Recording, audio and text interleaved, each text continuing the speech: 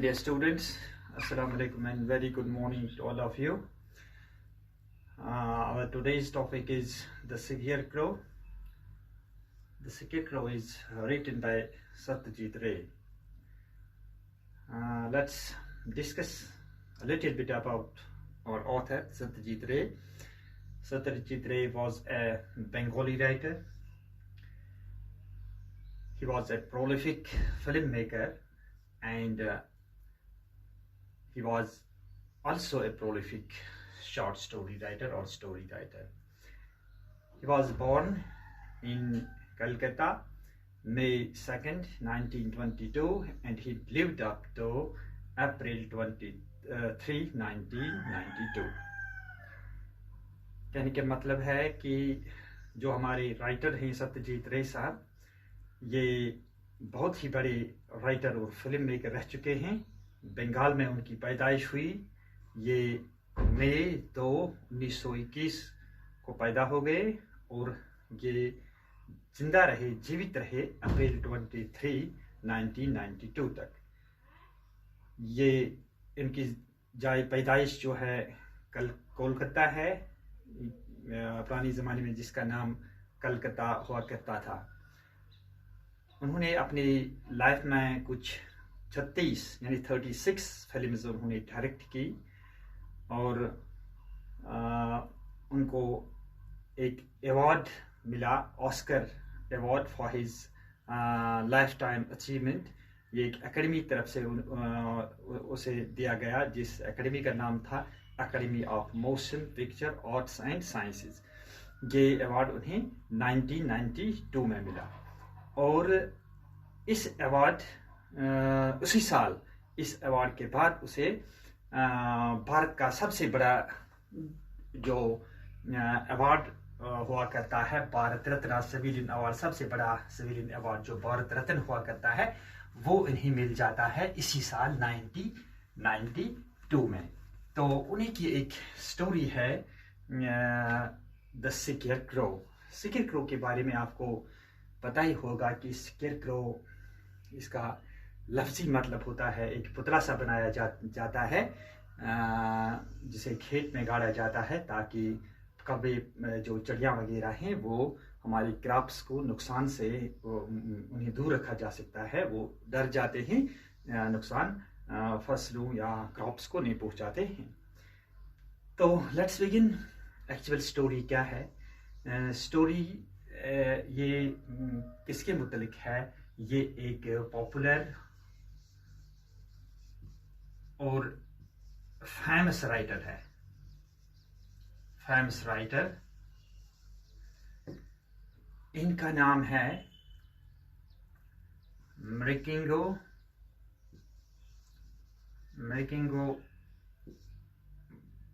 शेखर मुखोपाध्याय।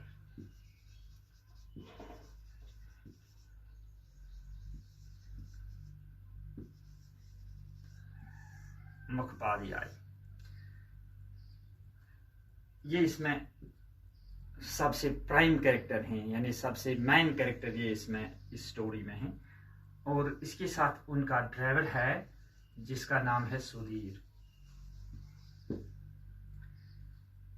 और तीसरा कैरेक्टर जो है, ये तीसरा कैरेक्टर इसी स्केरक्रो से नमूदार होता है। ये किसी ज़माने में मृकिंगो शेखर मुखोपाध्याय साहब का ये नौकर हुआ करता था। इसका नाम है अभिराम। हालांकि अभिराम बिल्कुल पूरी स्टोरी के दौरान जिंदा नहीं है। होता क्या है कि सुधीर, जो मृकिंगो बाबू जो हैं, इनको बुलाया जाता है एक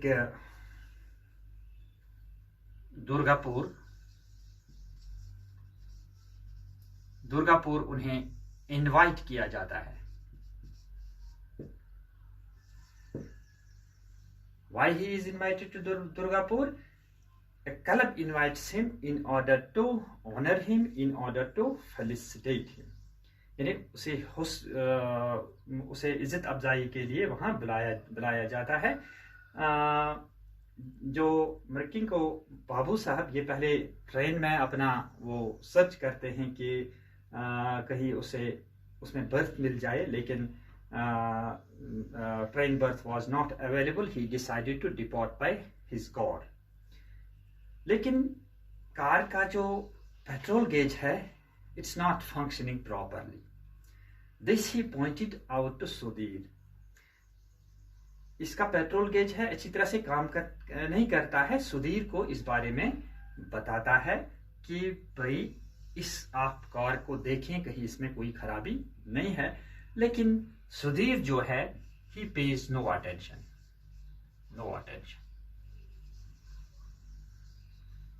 सुधीर इसके बारे में कोई तवज्जो नहीं करता है।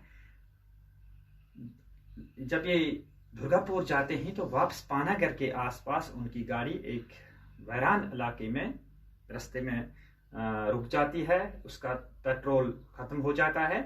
पेट्रोल क्यों खत्म हो जाता है? शायद जो पेट्रोल गेज पेट्रोल की क्वांटिटी उसमें दिखाता था, वो रॉन्ग इंफॉर्मेशन थी, क्योंकि वो मैंने पहले बता दिया वो सही तरीके से काम नहीं करता था। इस वजह से गाड़ी रुक गई और मुश्किलात में पड़ गए मर्किन को बाबू के बारे में ये है कि ये बड़े अमेबल किस्म के बंदे हैं, अमेबल किस्म के आदमी हैं। मीन्स ये आमतौर पर चेयरफुल हैं। ये किसी को डांटते नहीं है। Not use to rebuke his servants and drivers. अपने ड्राइवरों को और सर्वेंट्स को ये कभी डांटते नहीं हैं। लेकिन इस वजह से इस वक्त जब उसकी गाड़ी इस वीराने में रुक गई तो उसे गुस्सा आता है। गुस्से में ये कहते हैं अपने ड्राइवर से, what you are going to do. अब आप क्या करने जा रहे हैं? क्या करना है आपको? इस सूरत हाल में आप क्या करेंगे? तो मर्किन को बाबू इसे कहते हैं कि I will walk to Panagarh. मैं पानागर जाऊंगा, वहां से तेल खरीद के लाऊंगा। तो ठीक है, लेकिन बाबू सवाल करते हैं कि हाउ फार इज पानागर की मुसाफत कितनी है? तो सुधीर कहता है 3 माइल्स। इसका मतलब ये हुआ कि सुधीर को यहां भी 3 माइल पैदल जाना है, वहां भी 3 माइल आना है। 6 माइल्स की मुसाफत इसे तय करनी है। तब ये फिट हो जाएंगे कि गाड़ी आगे बढ़ सकेगी अपने मंजिल की तरफ। लेकिन इस दौरान जब बाबू कैलकुलेशन करता है कि उसे कितना टाइम अकेला रहना पड़ेगा, रास्ते में रहना पड़ेगा या गाड़ी में रहना पड़ेगा, ये 2 से 2.5 घंटे का वक्त है। तो बहुत लंबा वक्त उसे इंतजार करना पड़ता है। और सुधीर को कहता है, you have landed me into this trouble. आपने मुझे इस ट्रबल में खामखा आपने इस चीज में, इस मुसीबत में आपने मुझे डाल दिया। तो लेकिन बहरहाल पैसे निकालता है, सुधीर जाता है अपनी मंजिल की तरफ, वो पेट्रोल लाने के लिए। और खुद क्या करता है, खुद कुछ देरी गाड़ी में बैठ जाते हैं, कुछ मेडिटेशन करते हैं, कुछ सोच विचार करते हैं कि कैसे टाइम पास किया जाए। सबसे पहले वो निकालते हैं अपनी डिटेक्टिव नॉवल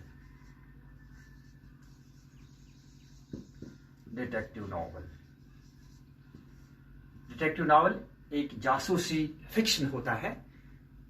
तो इसको ये पढ़ने की कोशिश करता है, कुछ लाइन इस पर, लेकिन उसका जी नहीं करता है क्योंकि he is mentally agitated, he is not having a mental peace. इसे थोड़ा गुस्सा भी है, थोड़ा परेशानी भी है।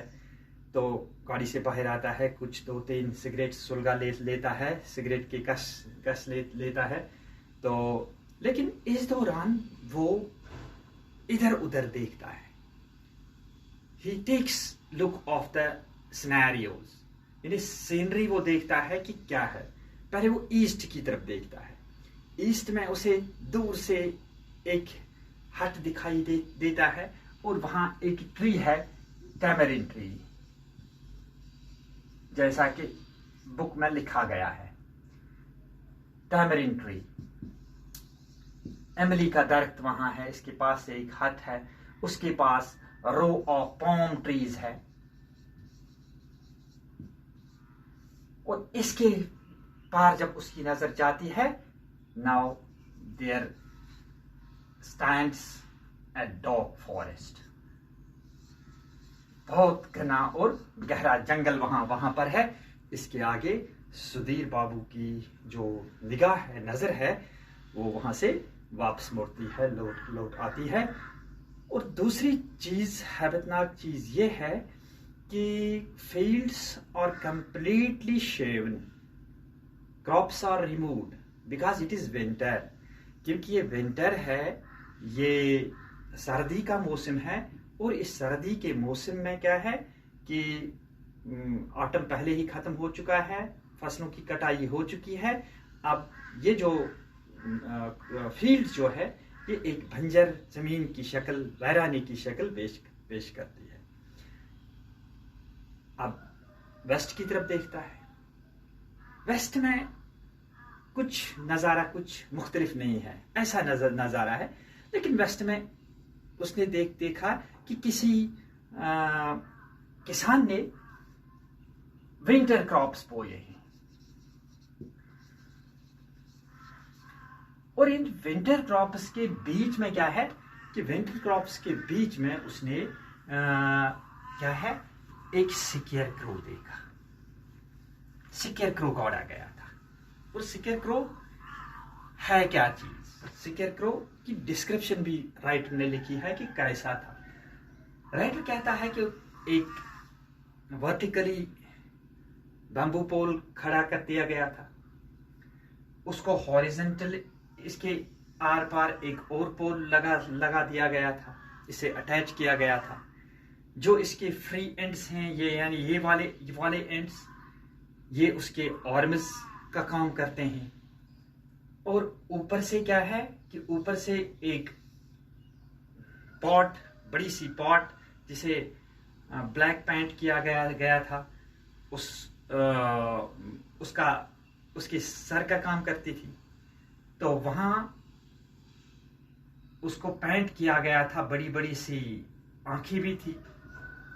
और ऊपर से एक शर्ट जो है, शर्ट को फैला दिया गया था इस पे।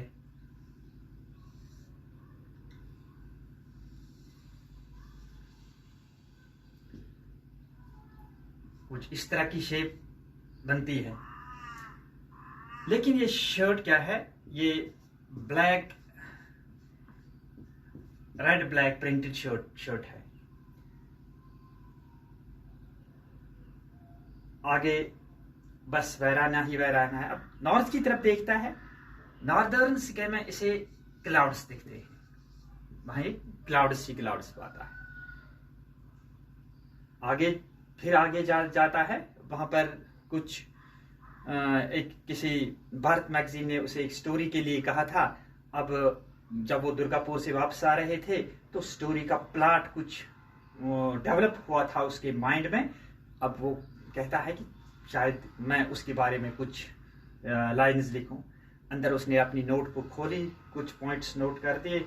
ये पॉइंट्स नोट करने के बाद उसे फिर वो अनइजीनेस महसूस हो गई, फिर बाहर आता है। लेकिन बार बार उसकी नजर इस सिकेयर के ऊपर पड़ जाती है, इस पुतले पर पड़ जाती है। खासकर जो ये शर्ट है, ये प्रिंटेड शर्ट है। ये प्रिंटेड शर्ट, इसके बारे में राइटर कहता है कि मर्किंग को, बाबू को, it reminds him of someone, यानी उसको किसी की याद आती है, लेकिन याद नहीं होता है कि कहां पर उसने ये शर्ट देखी है।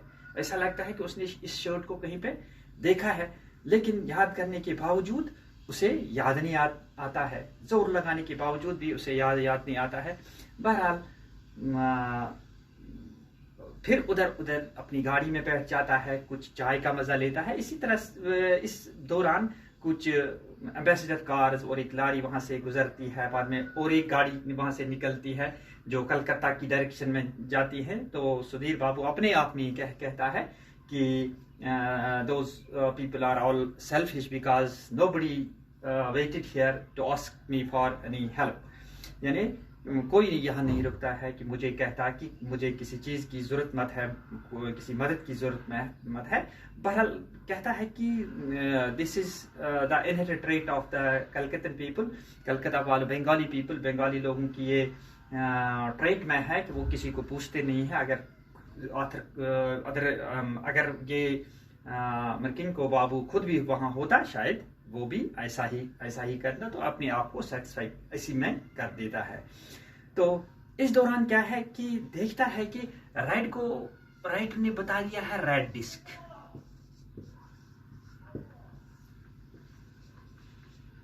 सेटिंग सन।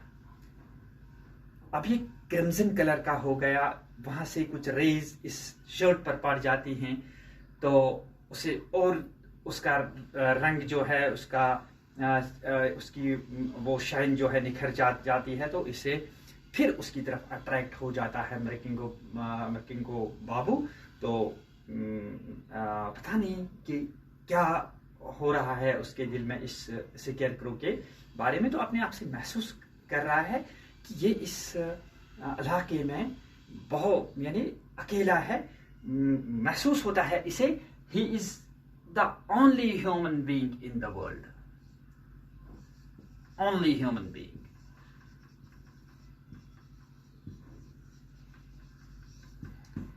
यानी एक ही इंसान ये दुनिया में मौजूद है, ऐसा सोचता है मरकिंगो बाबू।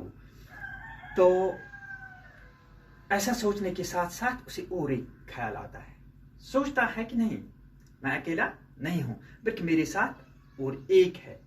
वो क्या है? मेरे साथ है ये स्केरक्रो भी। इसका मतलब यह है कि स्केरक्रो की तरफ ये बार बार उसकी तवज्जो जाती है। कहा कि स्केरक्रो भी यहाँ खड़ा है। अब जब स्केरक्रो के बारे में सोचने लगा, उसकी तरफ देखने लगा, अब जो है 5 बजे उसको मालूम था कि सन सेट हो जाएगा, लेकिन सुधीर को उसे 1 घंटा और भी इंतजार करना पड़ेगा। सुधीर 1 घंटे के बाद आने वाला था। उस दौरान उसने कुछ डेवलपमेंट्स देखी। बाबू ने कुछ डेवलपमेंट्स देखी। वो डेवलपमेंट्स क्या थी, वो किसके साथ थी? ये इसी स्केरक्रो के साथ थी। उसने देखा कि थोड़ा सा ये लेनिंग पोजीशन में आ गया, झुकने की पोजीशन में आ गया। अभी तक ये एक बांस पर खड़ा था, अब उसे दो दिखाई, दो टांगी जैसे कुछ स्ट्रक्चर उसे महसूस हो गया। जो बिगर साइज का पॉट ऊपर लगा हुआ था जिसपे ब्लैक कलर पेंट लगा दिया था, उसका साइज भी उसे छोटा दिखाई दिया। उसके बाद उसके साथ क्या हो रहा है ये हम इसके अगले पार्ट में डिस्कस करेंगे। फिलहाल यहाँ पर हम इसी पर इत्तेफाक करते हैं। यहाँ ही इस लेक्चर को हम यहाँ कंक्लूड करते हैं, ताकि हमें अपलोडिंग में कोई दिक्कत ना हो जाए 2G की वजह से। Thank you very much.